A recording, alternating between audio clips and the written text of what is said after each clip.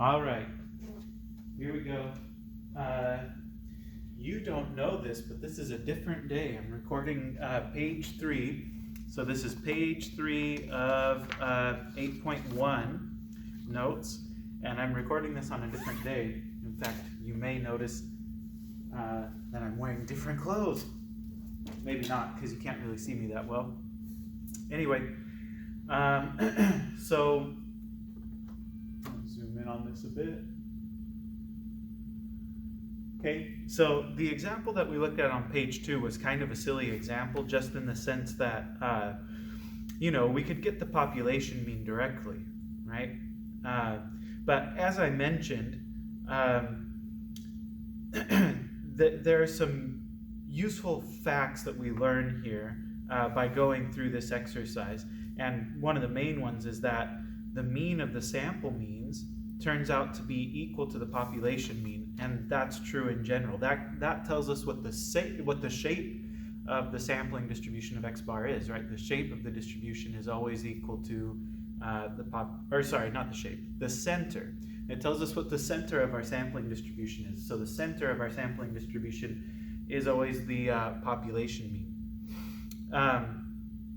We'll use StatCrunch to look at some more complicated examples. I'm going to run some simulations here. So let's go to StatCrunch to do examples 2 and 3. Okay. Oh, and I haven't logged in yet. Bear with me.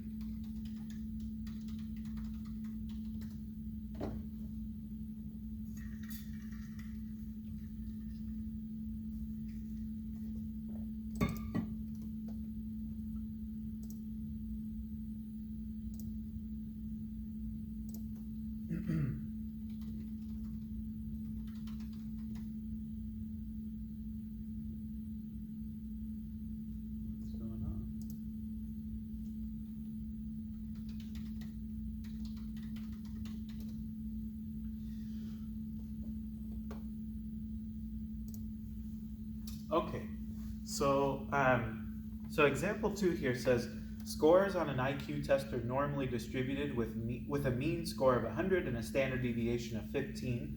What is the sampling distribution of the sample mean for a sample of size n equals 9? Well, when they ask that question, and you'll have some problems on the homework that ask that question, describe the sampling distribution of the sample mean. What they're asking you to do is describe the shape, center, and spread of the distribution. So what we're going to do is we're going to run some simulations to figure out what the shape, center, and spread should be. But then based on those simulations, we'll be able to make some conclusions that will allow us to do problems like this a little bit easier later on without having to run any kind of simulations. So this is not necessarily the way that you would answer this question on a homework problem. We'll talk about how to do the homework problems a little bit later. But for right now, since we don't know anything about what the shape, center, and spread are, actually we do know that the center is going to be the same as the population mean, but we don't know anything about the shape or the spread of the distribution. We're just going to have to run some simulations. So to do that, you go to Applets, and sampling distributions. So you go to Applets and then sampling distributions. In our case, example 2 here says scores on an IQ test are normally distributed. So since they're normally distributed, the sampling distribution that we're going to do has an underlying population that's normally distributed, in other words, bell-shaped. So we're going to click on bell-shaped. It says the mean score is 100, and the standard deviation is 15. Okay, so you enter those values and then hit compute. Now, if you're following along and doing this at home, you're likely to get different results than I am. Because this is a simulation, it's supposed to be kind of a random process, so we should all probably get slightly different things, but they're going to be pretty close to the same. Okay, so here's how this simulation works. This is our population that we're starting with. And what we want to do is we want to simulate drawing samples of size. Example 2 says, what is the sampling distribution of the sample mean for a sample of size n equals 9? So we want to simulate drawing a sample of size 9. Okay, so if we do that, I'm going to click on one time. This is going to collect one sample of size 9. So I click one time, you can see it collecting that sample. Again, the sample that yours collects is going to be different, but then it computes the sample mean of that sample and it drops it down here. Okay, what we're interested in is if we do this a bunch of times. So if we simulate, collecting, let's say 5 samples of size 9. So there's one sample, it's going to compute the sample mean. Here's the second sample and the second sample mean, right? And it's going to do this 5 times.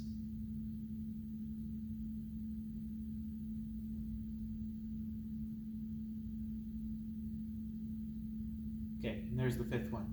So this is the distribution of the sample means, right? This green stuff down here is the distribution of the sample means.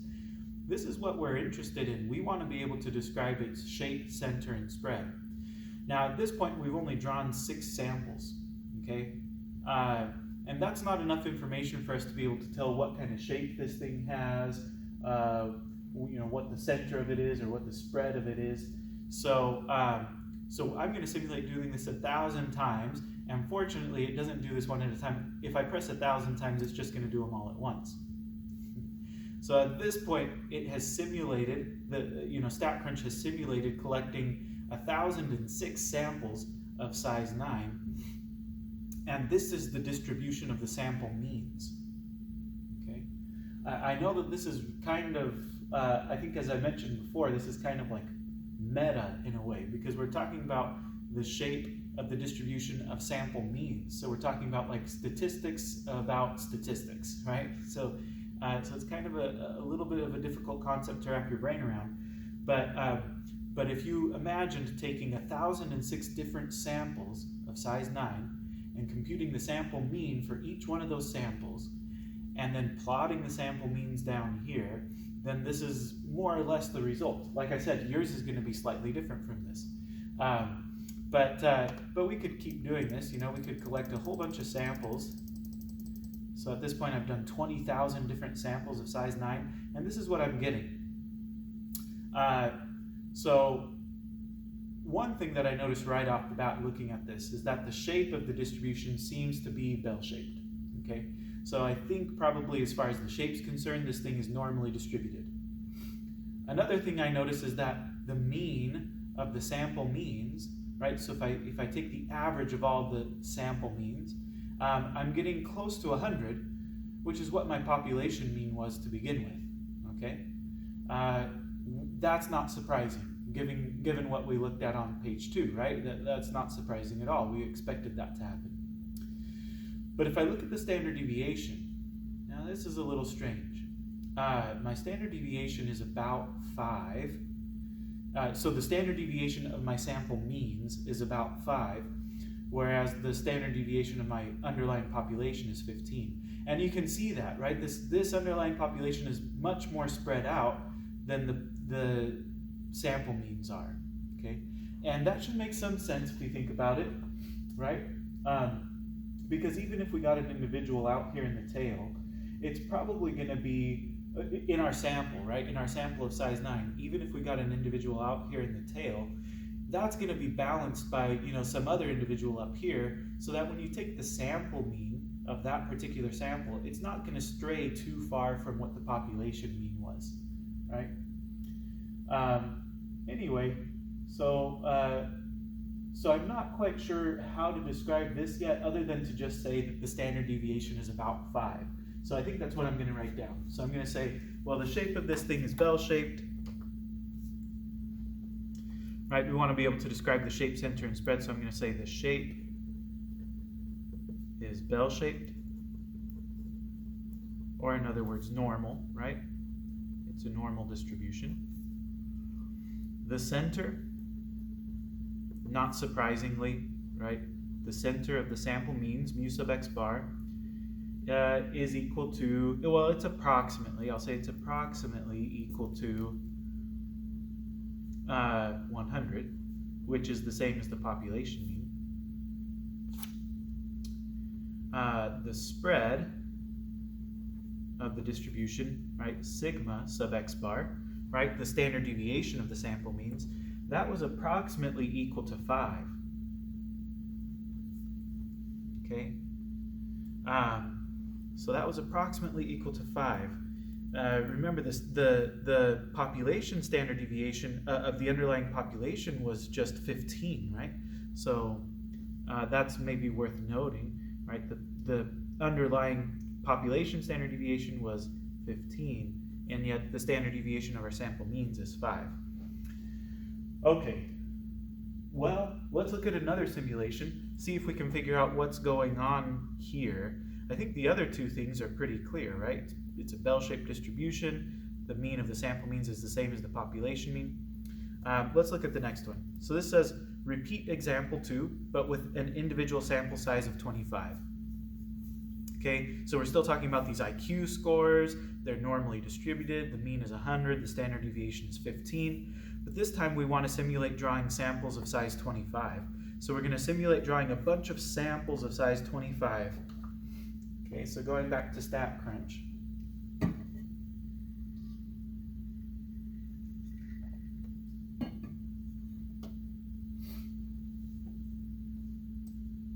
Okay, I'm going to open up a new simulation. So I'm going to maybe just drag this off the side and open up a new one. Remember, you go to applets and then sampling distribution. And I want a bell-shaped distribution. The mean we said was 100. The standard deviation we said was 15. And I'll say compute. Okay, so here's our new simulation. This time we want samples of size 25 instead of samples of size 9, right? So samples of size 25. And I'm just going to go ahead and say 1,000 times, right? So 1,000 times. This is what you get. Maybe I'll get 20,000 like I did before. So I'm going to click on this 19 more times until I get 20,000, a sample of size 20,000. There we go. Okay, so after simulating drawing 20,000 samples of size 25, this is the result that I end up with. You'll notice that the mean is still pretty close to the same as the population mean. The shape of the distribution is still pretty approximately bell-shaped, but it's even less spread out than this one was, right? So this is even more bunched together, and you can see that here, right? The standard deviation here is about 3. So here it was close to 5. Here the standard deviation is close to 3, right? So the standard deviation of our sample means decreased when our sample size increased. Okay. So that's worth writing down. Let's go to the notes again and write that down. So as far as the shape's concerned, I'm going to say, it's still bell-shaped.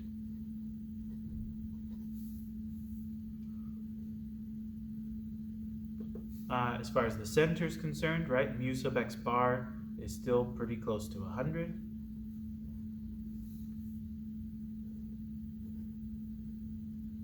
As far as the spread is concerned, sigma sub x bar is about 3 now. Well, okay, so I'll let you in on the secret, right?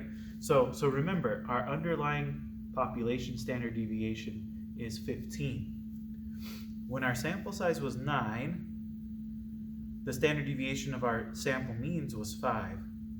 When our sample size was 25, the standard deviation of our sample means was 3. Well, so if you squint at that just right, you'll notice that 5 is 15 divided by the square root of 9. Okay? 15 divided by the square root of 9. There's no way I would have expected you to just know that, right? But here's how all the things relate, right? So 15 is our population standard deviation, right? It's the standard deviation of our underlying population. 9 was our sample size. Okay, and if you take the square root of 9, the square root of 9 is 3, and 15 divided by 3 is 5. Okay, same trick will work here, right? So 3, this is 15 divided by the square root of 25. Okay, again, 15 is our population standard deviation. 25 is our sample size. Okay, square root of 25 is 5. 15 divided by 5 is 3.